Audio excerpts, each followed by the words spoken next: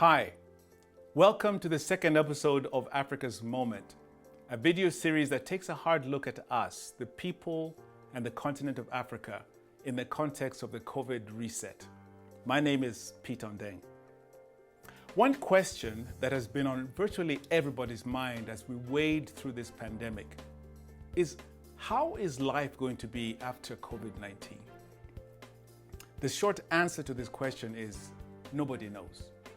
We are still in the early days of what looks like a long, difficult journey that will fundamentally change the way we live, work, and relate with each other. I have had numerous conversations and attended countless meetings with people trying to come to grips with a situation that is actually incomprehensible.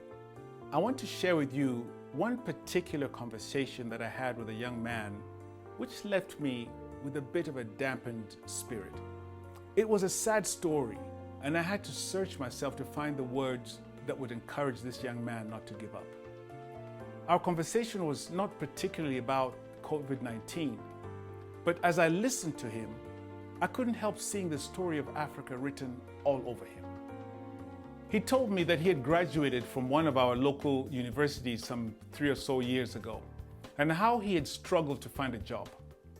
He lives in a small, cramped apartment on the eastern side of Nairobi with his mother and younger sister, who he said is still in school. His mother works as a housekeeper in one of the small hotels here in the city, and he told me that her salary is barely enough to keep them going.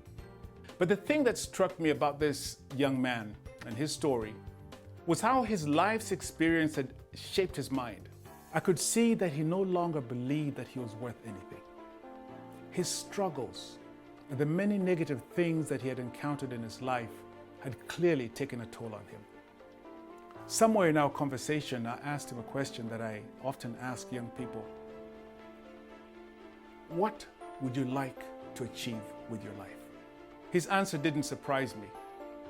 Just like in so many other cases, he looked at me blankly and said, all he needed was some money. The solution to his problem was money. He had seen some of his counterparts moving on in life. Many of them were hustlers, or that's what he called them. And some of those who were lucky enough to be in employment openly admitted that they had bribed their way into jobs. According to him, he just hadn't been lucky. If only he had some money. This young man has come to the sad conclusion that the only way to get ahead in life is to cheat, to cut corners, because everyone's doing it. It's just how things work. Hard work doesn't pay.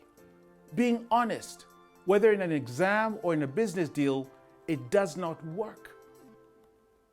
The young man's story made me sad, because in many ways he represents what I see as one of the biggest, if not the biggest, obstacle to Africa's progress. It was an open and honest conversation, and he admitted to me, almost in tears, that he had lied to his mother about a job that he was being offered, and that he needed a certain amount of money to pay under the table to secure the job. His mother, who clearly was desperate, had borrowed this money and given it to him. So obviously she too had surrendered to this reality. The trouble that he was now facing was that he had actually gambled this money in one of the many betting houses that had cropped up around town, and he had ended up losing all the money. He was now asking me to lend him some money because his mother was broke and the landlord was on her back threatening to throw them out into the cold. And so the story goes. Everyone is doing it. Spending what we don't have, buying what we don't need, borrowing what we know we can't or will not pay back, lying and cheating to get ahead of the queue, and doing whatever it takes to get some money. So maybe you're wondering, what does all this have to do with COVID-19? With just about everything.